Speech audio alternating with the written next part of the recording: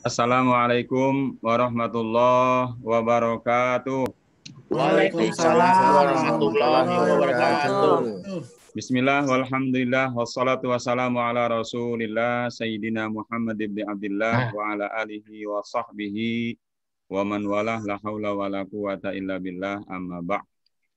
Hadratal mukarramin, asatidah wal ustadat, karyawan, karyawati, ibu-ibu, bapak-bapak, PT Telkom Jakarta Utara khususnya, serta semua yang hadir pada kajian ini, wabil khusus Al-Mukarram, Guru Mulia, Al-Ustadz Ade Purnama Hadi LCMA, terima kasih sudah bisa hadir dalam kajian ini. Insya Allah pada kesempatan kali ini, guru kita akan menyampaikan tema terkait kecintaan kita kepada Rasulullah, itu mencintai Rasulullah Shallallahu Alaihi Wasallam dalam segala zaman. Untuk menyingkat waktu, ada baiknya kita langsung kepada inti permasalahan supaya guru kita bisa menjabarkan lebih luas. Kepada guru kita untuk waktu dan tempat kami persilahkan. Sallu ala Nabi Muhammad. Allahumma salli ala Sayyidina Adal. Ashkurat. Terima kasih. Alhamdulillah. Uhayikum bitahiyatil Islam. Tahiyatan min indillah. Mubarakatan tayyibah. Tahiyata ahlil jannah wa tahiyatu assalam. Assalamualaikum warahmatullahi wabarakatuh. Waalaikumsalam warahmatullahi wabarakatuh. Alhamdulillah alladzi an'ama alaina bi ni'matihi rasul sallam. Asyhadu an la ilaha illallah wahdahu la syarika lah wa asyhadu anna Muhammadan abduhu wa rasuluh. Allahumma iftah lana qulubana wa alhimna rusydana wahdina ila siratikal mustaqim. Faqala ta'ala a'udzu billahi as-sami'il 'alim minasyaitonir rajim. Ya ayyuhalladzina amanu ittaqullaha haqqa tuqatih wa la tamutunna illa wa antum muslimun. Amma ba'du.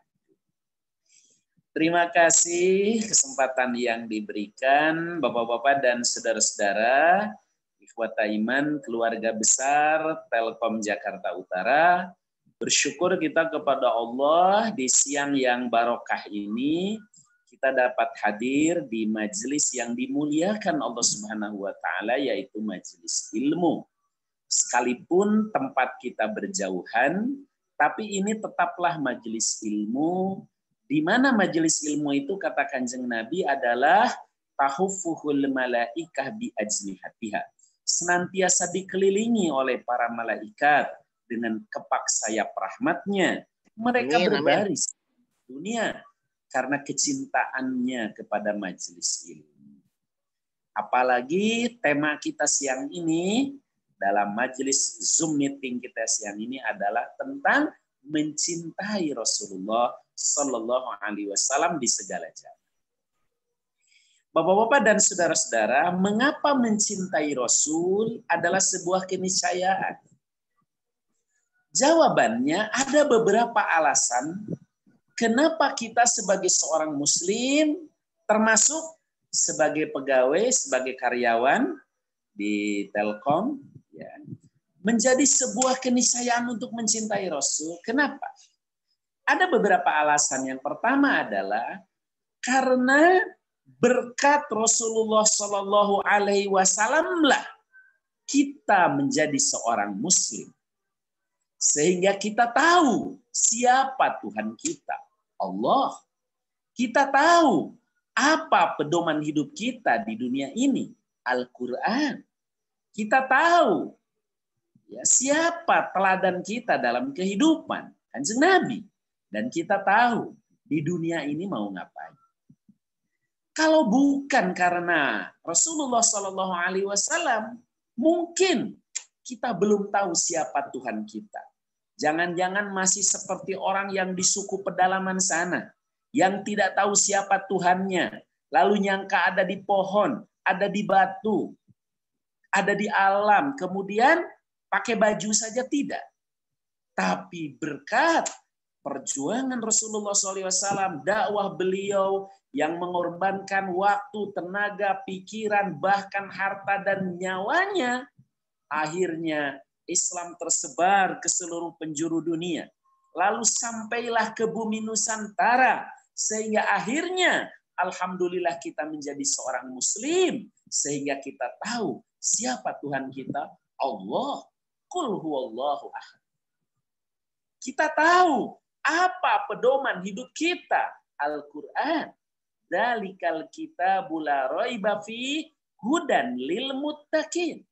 Itulah Al-Quran yang tidak ada keraguan padanya, menjadi pedoman hidup bagi mereka-mereka yang bertakwa. Kita juga kemudian menjadi tahu di dunia ini mau ngapain. Beribadah. Wa ma khalaqtul jinna wal insa illa liya'budun. Target hidup kita di dunia itu apa? Di dunia hasanah wa fil akhirati hasanah. Sukses dan bahagia dunia, sukses dan bahagia akhirat. Dan kita juga tahu siapa teladan hidup kita untuk menata kehidupan ini yang menjadi contoh dalam keseharian, Rasulullah Shallallahu Alaihi Wasallam. Itu semua kita nyatakan setiap pagi dan sore dalam zikir kita. Raditu billahi robba wabil islami dina wabi muhammadin nabiyya wa rasula wabil qur'ani imama. Raditu billahi robba, saya rela, saya ridho, saya ikhlas, saya puas, saya mantap. Allah sebagai Rob saya, sebagai Tuhan saya, tempat saya menyembah, mengabdi, beribadah kepadanya. Wabil islami dina, saya rela, saya ridho, saya ikhlas, saya puas, saya mantap. Islam sebagai aturan hidup saya, agama saya, lain tidak. Wabi Muhammadin nabiyya wa rasulah, saya rela, saya ridho, saya ikhlas, saya puas, saya mantap, bangga. Rasulullah Muhammad SAW sebagai suri tauladan dalam kehidupan saya. Wabil Qur'ani imama, saya rela, saya ridho, saya ikhlas, saya puas, saya mantap. Al-Quran sebagai pedoman hidup saya. Itu semua sekali lagi berkat jasa, berkat perjuangan Kanjeng Nabi Muhammad SAW yang mengorbankan seluruh hidupnya untuk tersebarnya risalah Islam itu. Dari sejak beliau diutus oleh Allah dengan dilantik menjadi Rasul di Gua Hiro sampai beliau kemudian wafat, dan tugas ini dilanjutkan oleh para sahabat dan kaum muslimin selanjutnya. Ini alasan yang pertama, kenapa mencintai Rasulullah SAW adalah sebuah keniscayaan bagi kita. Alasan yang kedua, kenapa kita harus mencintai Rasulullah SAW? Karena kita memerlukan syafaatnya, kita butuh syafaatnya, kita merindukan syafaat dari Kanjeng Nabi SAW. Syafaat itu apa? Syafaat itu pertolongan beliau di hadapan Allah, permintaan beliau kepada Allah agar kita ini mendapatkan perlindungan, ampunan.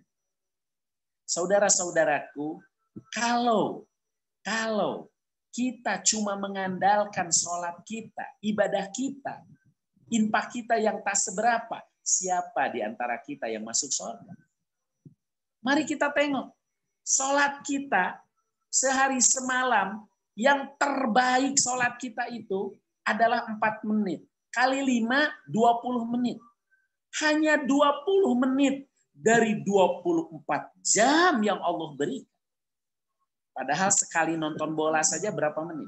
Sekali nonton tayangan TV yang lain berapa menit? Sholat kita cuma 20 menit dari 24 jam yang Allah sediakan. Puasa kita cuma 30 hari dari 360 hari yang Allah berikan. Sedekah kita cuma seberapa?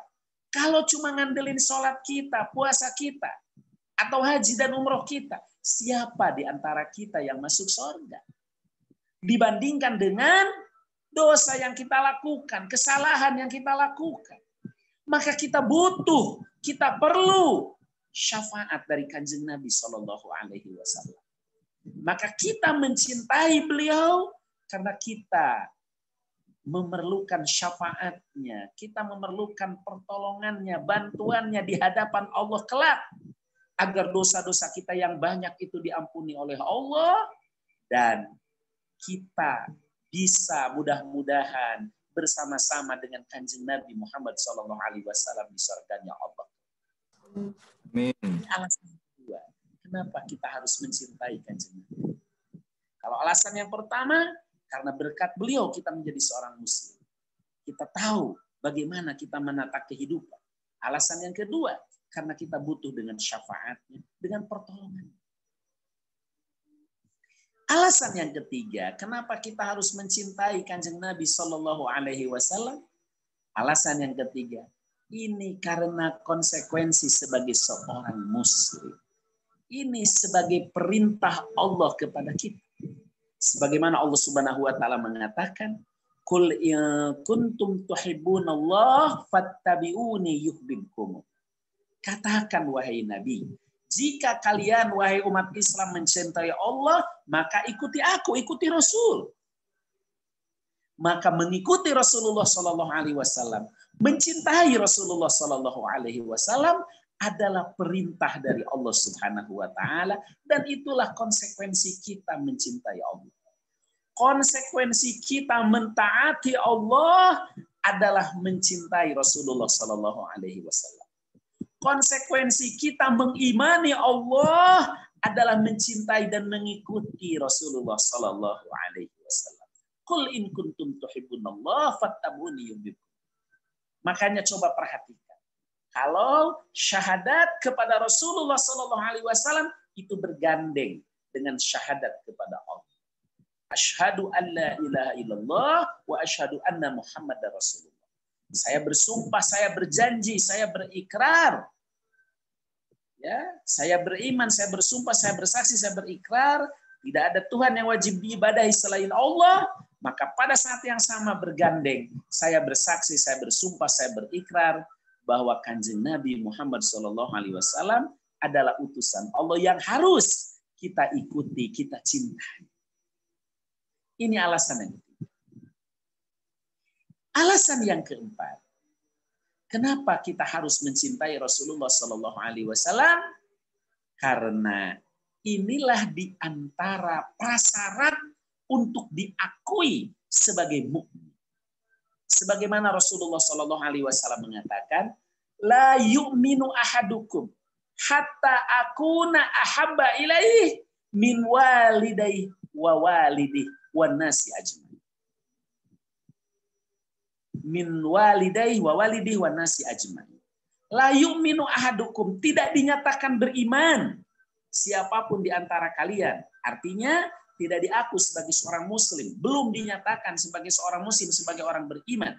Siapapun di antara kalian, hatta sehingga akuna ahabba ilaih, aku Kanjeng Nabi lebih ia cintai daripada orang tuanya, daripada anaknya, dan manusia yang ia cintai seluruh. Siapa di antara kita yang tidak mencintai orang tua kita? Sejelek apapun orang tua kita, kita mencintainya. Bahkan kita marah kalau ada orang yang menghina orang tua kita. Siapa di antara kita yang tidak mencintai anak-anak kita? Justru kita pergi pagi, pulang petang, mencari nafkah, banting tulang. Salah satunya karena kecintaan kita kepada anak istri kita. Siapa di antara kita yang tidak mencintai orang-orang yang dicintai? Istri dan lain sebagainya. Adalah hal yang normal dan wajar. Nah, kecintaan kepada Rasul, kecintaan kepada Kanjeng Nabi Rasulullah SAW harus melebihi kecintaan kepada orang tua, melebihi kecintaan kepada anak, melebihi kecintaan kepada istri dan orang-orang yang kita cintai. Maka kalau kita marah, andaikan ada orang yang menghina orang tua kita, kalau kita marah, andaikan ada orang yang menghina anak kita, kalau kita marah, andaikan ada yang menghina orang yang kita cintai, maka lebih pantas lagi kita marah kalau ada orang yang menghina Kanjeng Nabi Muhammad SAW. Oleh karena itulah Majelis Ulama Indonesia mengeluarkan fatwa yang fatwa ini mengikat umat Islam Indonesia termasuk kita di dalamnya. Agar jangan membeli produk-produk dari negara yang pemimpinnya, presidennya menghina Kanjeng Nabi Muhammad SAW. Ini satu bentuk bukti keimanan paling minimal. Kita marah kalau anak kita dihina. Kita marah orang tua kita dihina. Kita marah orang kita cintai dihina. Apalagi kalau yang dihina itu adalah Kanjeng Nabi SAW. Maka yang paling minimal dari fatwa Majelis Ulama itu, yang paling minimal yang punya duit. Kalau yang nggak punya duit nggak ada masalah. Yang punya duit tidak usah membeli produk-produk ya, dari negara yang pemimpinnya, presidennya menghina atau membenarkan tindakan membuat karikatur Kanjeng Nabi SAW. Para ulama sudah sepakat kalau Kanjeng Nabi itu tidak boleh dibuat gambar. Maka yang kita marah itu bukan soal gambarnya tidak sesuai, tapi membuat gambarnya itu yang sudah penghinaan. Apalagi karikatur. Karikatur itu kan gambar pelecehan, gambar ledekan, gambar main-main. Apalagi dengan dalih kebebasan berekspresi. Ya, maka ini satu bentuk keimanan yang paling.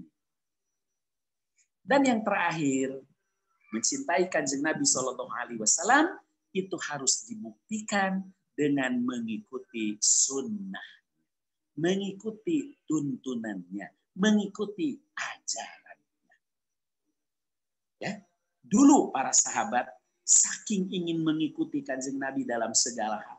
Ada sahabat yang urusan makanan dia tidak suka makanan tersebut, tapi karena Kanjeng Nabi menyukainya, dia memaksakan untuk menyukainya. Ada sahabat yang saking ingin mengikuti Kanjeng Nabi, kalau beliau berjalan, bekas injakan Kanjeng Nabi, dia injak. Sampai segitunya dulu para sahabat. Kita hari ini mencintai Kanjeng Nabi SAW yang kelima, buktikan dalam keseharian. Dalam mencari rezeki, mencari nafkah, yuk ikuti Kanjeng Nabi SAW. Dalam hal kejujuran, amanah, profesional, ya, tanggung jawab, ikuti Kanjeng Nabi. Mencari yang halal, menjauhi yang syubhat, menjauhi yang haram. Itu mengikuti sunnah dalam mencari nafkah. Sunnah dalam berumah tangga. Bagaimana kita meniru Kanjeng Nabi sebagai ayah teladan, suami teladan. Sunnah dalam segala hal, bukan hanya menghidupkan sunnah dalam ibadah-ibadah mahdhah, tapi juga sunnah dalam semua sisi kehidupan. Inilah 5 alasan kenapa kita harus mencintai Kanjeng Nabi SAW segala zaman, termasuk dalam konteks hari. Wallahu a'lam bishawab. Kita lanjutkan dengan dia. Terima kasih Syekhuna sudah menyampaikan muqaddimah daripada pengantar tentang kecintaan kita kepada Rasul yang sudah dibahas, tadi sudah dibuka. Selanjutnya mungkin dari bapak-bapak, ibu-ibu, jamaah kajian online kita pada kesempatan kali ini, ada yang ingin ditanyakan kepada guru kita, silahkan kami buka. Silahkan. Barangkali ada kepenasaran apa gitu, mumpung guru kita ada. Kalau sudah tidak ada yang menjawab nanti. Ya Pak Patah. Pak Surata kemana nih? Nggak ada suaranya nih. Silakan yang lain dulu. Saya lagi ini nyusun. Ayo Pak Heru. Rashid. Mau nanya nih Pak Ustadz. Ayo silakan Pak Sugianto.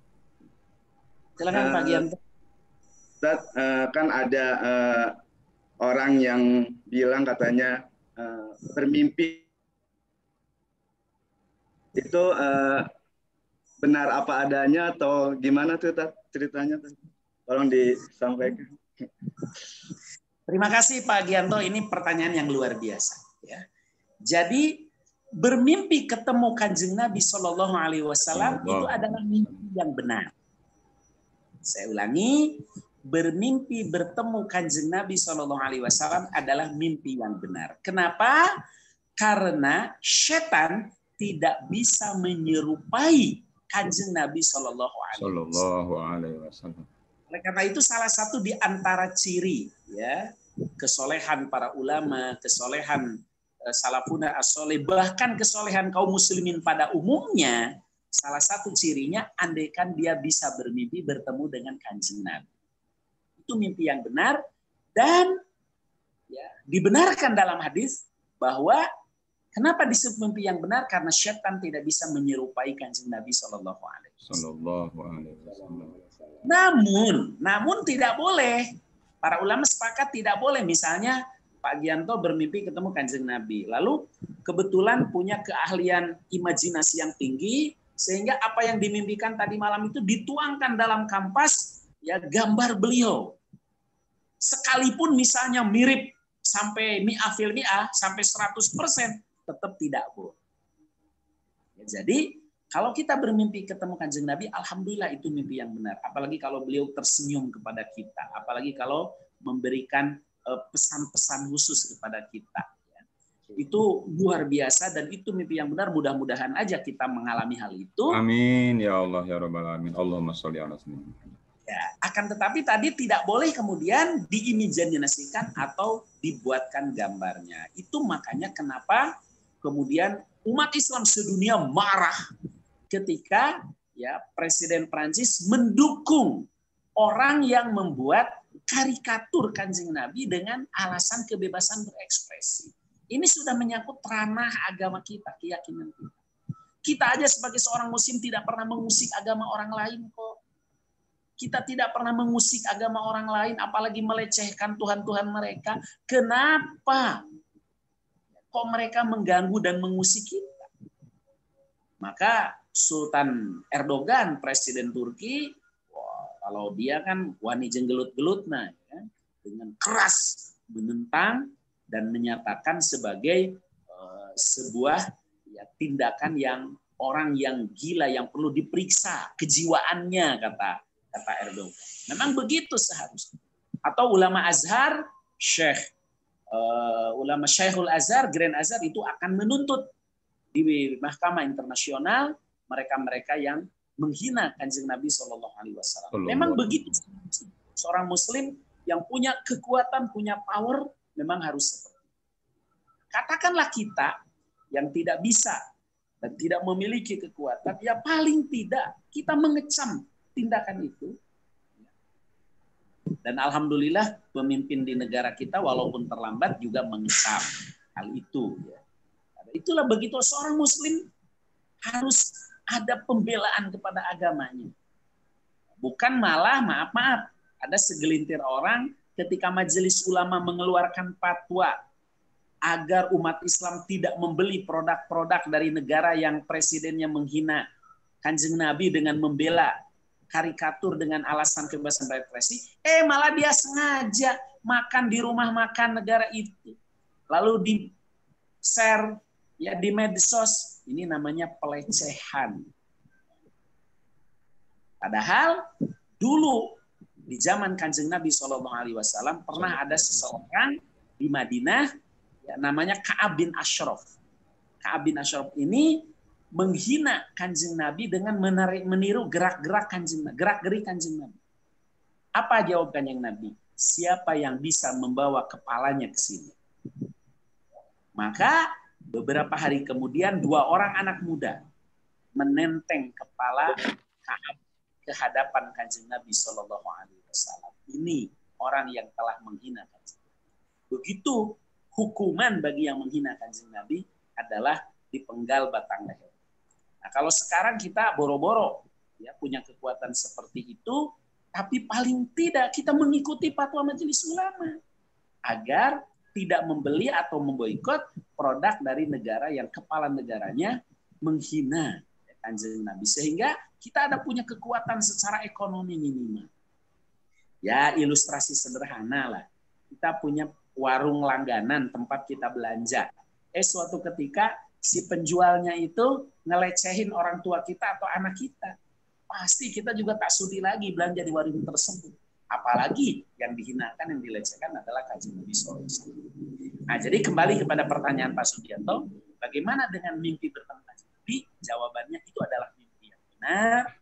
Mudah-mudahan kita bisa mengalaminya, apalagi kalau beliau tersenyum kepada kita, apalagi sampai menyampaikan pesan-pesan khusus, itu mimpi yang benar dan insya Allah ya sebuah kenikmatan tersendiri. Insya Allah. Wallahu a'lam.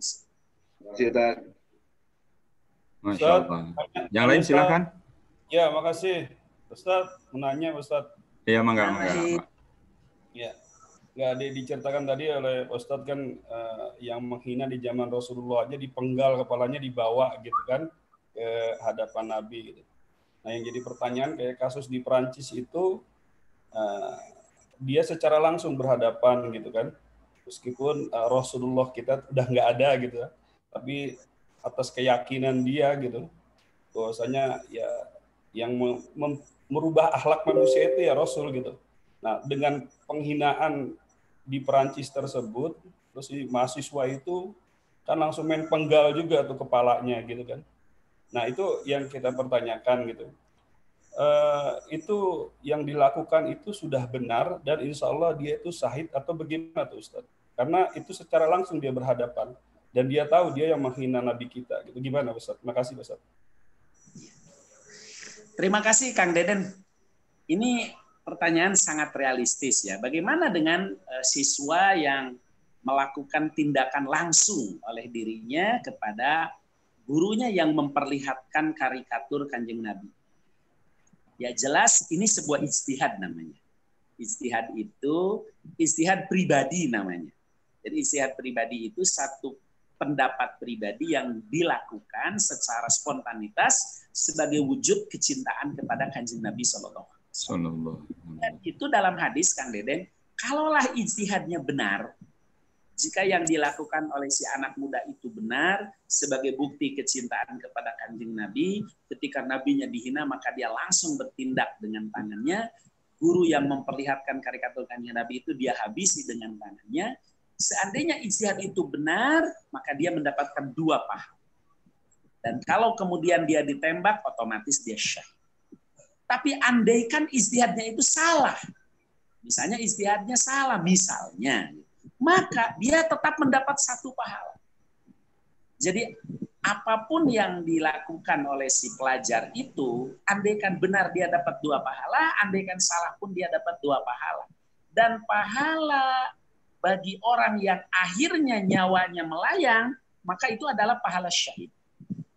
Jadi apakah si pelajar itu yang kemudian ditembak karena dia melakukan tindakan dengan tangannya sendiri, menghabisi orang yang dianggap menghina Kanjeng Nabi, itu adalah syahid? Ya. Seandainya ijtihadnya salah pun, dia tetap dapat 1 pahala. Apalagi kalau ijtihadnya itu adalah benar. Ya, maka dia tetap mendapatkan 2 pahala. Ini memang ranah ijtihad. Ranah ijtihad itu Kang Deden, kita bisa setuju, bisa tidak. Bisa sependapat, bisa tidak. Kita bisa sependapat dengan anak muda itu. Bisa juga tidak.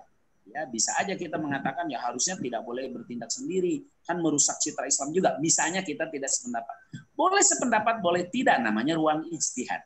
Tapi bagi orang yang sudah ijtihadnya, andaikan benar dia dapat 2 pahala, andaikan salah dia mendapatkan 1 pahala.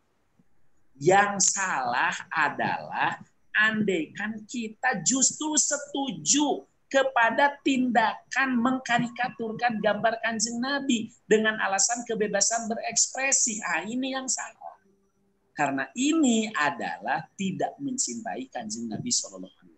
Ulama sudah sepakat bahwa Kanjeng Nabi SAW tidak boleh dibuatkan gambarnya. Coba lihat film-film tentang Kanjeng Nabi. Apakah itu film-film kartun segala macam. Begitu sosok Kanjeng Nabi nggak pernah digambar. Paling ada tulisan Muhammad dalam lingkaran. Karena sudah sepakat tidak boleh diilustrasikan gambar. Nah, kalau kita malah menyetujui orang mengkarikaturkan Kanjeng Nabi, bahkan mengecam tindakan Erdogan, mengecam tindakan majelis ulama, dianggap tidak toleran, dianggap tidak sabar, dan lain sebagainya. Ini yang salah, menunjukkan kita tidak mencintai Kanjeng Nabi. Tapi apa yang dilakukan anak muda itu kita boleh sependapat, boleh tidak. Namun saya yakin anak muda itu melakukannya dengan dasar iman, dengan dasar kecintaan kepada Kanjeng Nabi. Karena dia tidak rela, tidak suka, tidak ridho nabinya yang dicintainya dihina oleh orang lain. Apakah tindakannya kemudian benar, ijtihadnya benar atau salah, Allah yang menilai.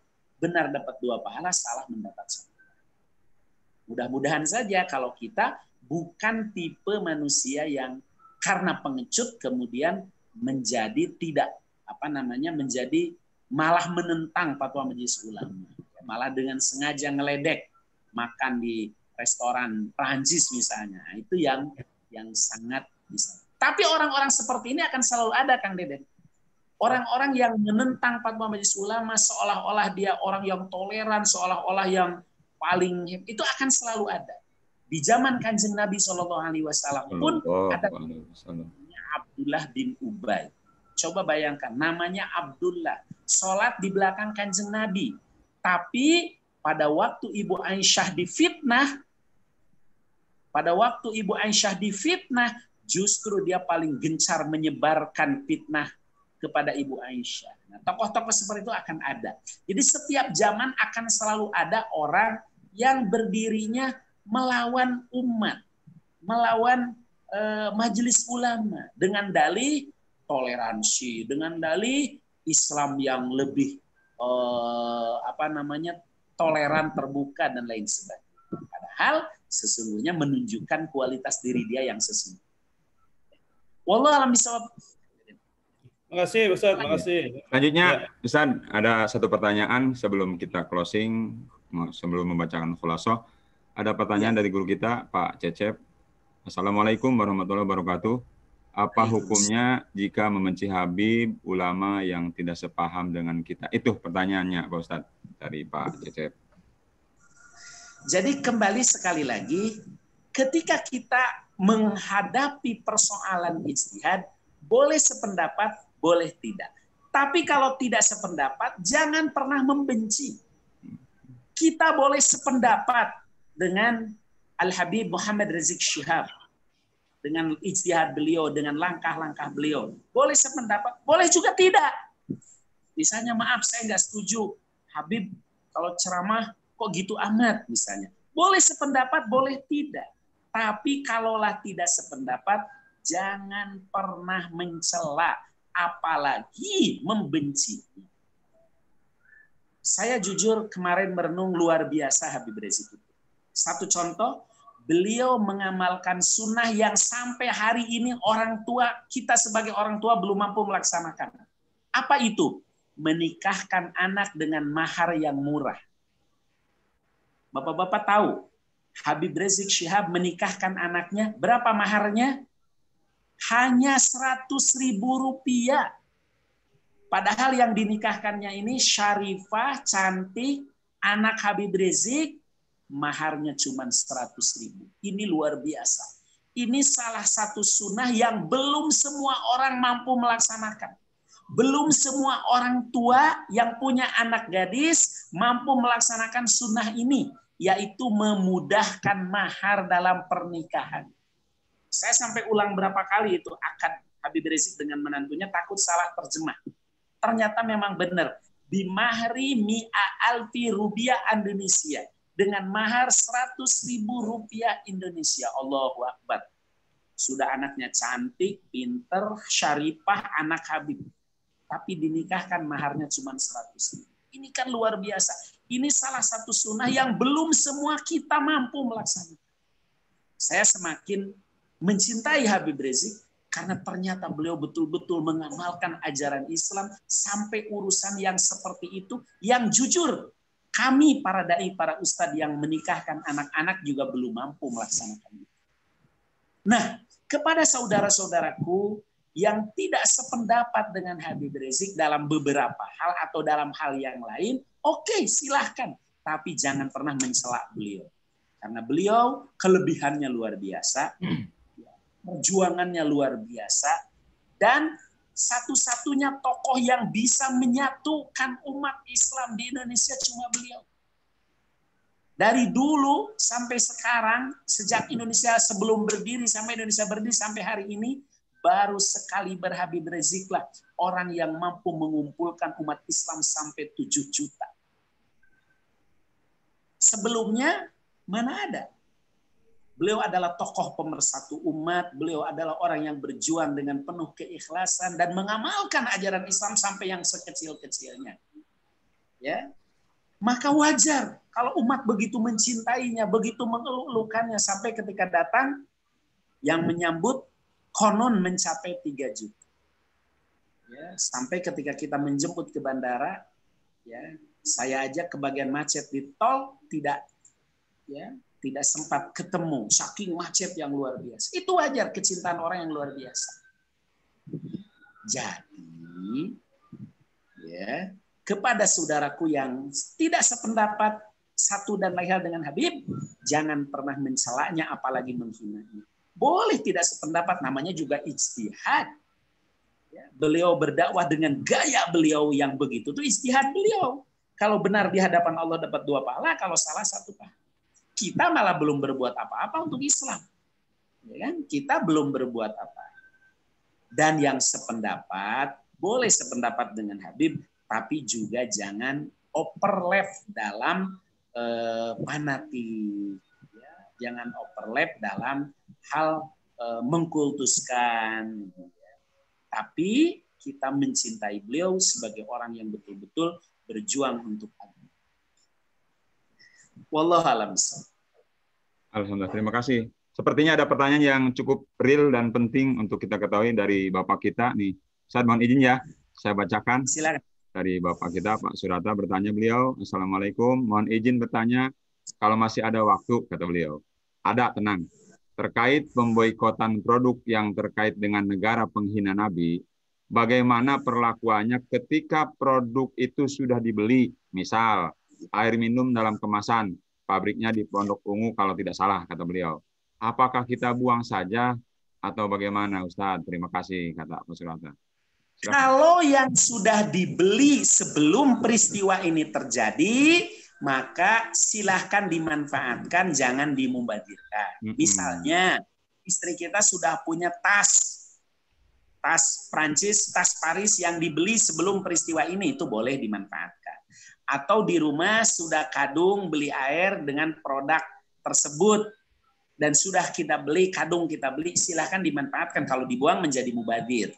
Tapi dari sejak fatwa keluar sampai berikutnya, sebelum presiden tersebut minta maaf secara terbuka kepada umat Islam, jangan beli lagi. Yang sudah kadung beli tas, beli sepatu, beli parfum, beli pakaian dengan merek sana dari sana, sudah kadung dibeli, apalagi dikasih bukan dibeli, silahkan manfaatkan, tidak perlu dibuang. Demikian juga air kemasannya. Tapi mulai sekarang stop dan beralih. Ya kan? Yang tadinya langganan merek tersebut, sekarang belilah ke yang lain. Karena yang akan kita tunjukkan kekuatan bahwa umat Islam ini masih punya kekuatan persatuan, masih punya kekuatan ekonomi. Jadi saya juga tidak sependapat kalau yang tiba-tiba ngebuang tas, ngebuang galon, dibelah-belahin, airnya dibuang-buangin, padahal sudah kadung dibeli, itu juga tidak sependapat. Walaupun kita menghormati, tapi tidak sependapat. Namun kalau yang belum, jangan lagi dibeli sampai dia minta maaf. Kalau dia sudah menyatakan minta maaf kepada umat Islam secara terbuka, baru kita boleh bermuamalah dengan siapapun, bahkan dengan orang yang tidak percaya Tuhan sekalipun boleh. Kalau sudah minta. Saya kira demikian, mudah-mudahan kita semua termasuk orang-orang yang mencintai Kanjeng Nabi, mengikuti sunnahnya, dan mendapatkan syafaatnya. Terima kasih banyak Ustadz. Mudah-mudahan kepada penanya dan kita sekaligus pendengar setia mendapatkan pencerahan. Sebelum kita tutup, saya akan sedikit membacakan khulasoh atau kesimpulan dari penyampaian guru kita terkait mencintai Kanjeng Rasul di segala zaman. Kata beliau, sejalan dengan dzikir kita tiap pagi dan sore, raditu billahi robba wa bil islami dina wa bi Muhammadin nabiyya wa rasul. Adapun alasan mencintai Kanjeng Rasul, kata beliau, kata guru kita, yang pertama ungkapan syukur. Kenapa? Berkat beliau kita mengenal Tuhan, mengenal agama Islam. Dan kedua, memang kita sangat butuh daripada syafaat Kanjeng Nabi Muhammad SAW. Sehebat apapun ibadah kita, haji kita, umroh kita, kita wajib mencintai Rasul karena kita butuh syafaatnya. Dan selanjutnya bentuk konsekuensi kita mencintai Allah juga harus mencintai Kanjeng Rasul. Taat kepada Allah juga harus menaati Rasulullah. Dan juga dibuktikan dalam bentuk syahadat. Persaksian kita itu selalu bergandengan syahadat uluhiyah dengan syahadat risalah. Asyhadu alla ilaha illallah wa asyhadu anna Muhammadar Rasulullah. Yang selanjutnya alasannya itu komitmen kita seorang mukmin. Bahkan kecintaan kita kepada selain Kanjeng Rasul tidak boleh melebihi kecintaan kita kepada Kanjeng Rasul. Dan tentunya yang terakhir adalah bentuk kecintaan kita senantiasa kita ikuti aturannya, ajarannya, agamanya, dan semua bentuk-bentuk sunnah dari Kanjeng Rasul. Mungkin itu yang bisa saya khulasohkan pada kajian beliau. Mudah-mudahan ada manfaatnya, dan tentunya kita berharap dari pengajian ini ada barokah dan manfaatnya, dan kita mendapatkan syafaat dari Kanjeng Nabi Muhammad SAW. Itu saja, terima kasih. Namun mungkin seperti biasa sebelum undur diharapkan kepada bapak-bapak, ibu-ibu, jamaah kajian online untuk memunculkan muka gitu, biar bapak atau ibu admin bisa mengambil gambar untuk laporan kepada manajemen kita. Silakan dimunculkan, mohon izin kepada semuanya.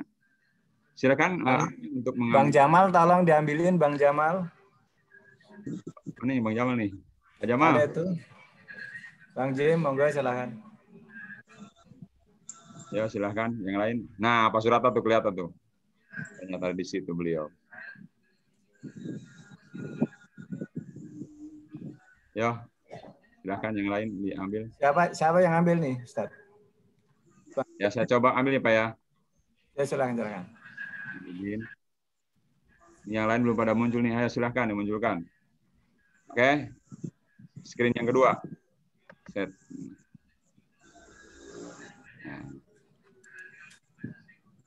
Alhamdulillah, terima kasih pengambilan gambar untuk bukti dan laporan kita sudah saya ambil. Sebelum undur, saya mengucapkan banyak terima kasih wabil khusus kepada Guru Mulia Ustadz Ade Purnama Hadi LCMA yang sudah memberikan pencerahan yang begitu luas dan mencerahkan buat kita semua. Dan terima kasih kepada bapak-bapak, ibu-ibu yang senantiasa setia untuk mengikuti kajian ini. Semoga berkah dan tetap istiqomah dalam kajian ini. Sebelum pandemi berlalu, sebelum kita langsung ngopi di Al-Mukhlisin jauh saja. Terima kasih. Mohon izin kepada semuanya. Silahkan untuk kembali ke lokasi masing-masing dan melanjutkan aktivitas.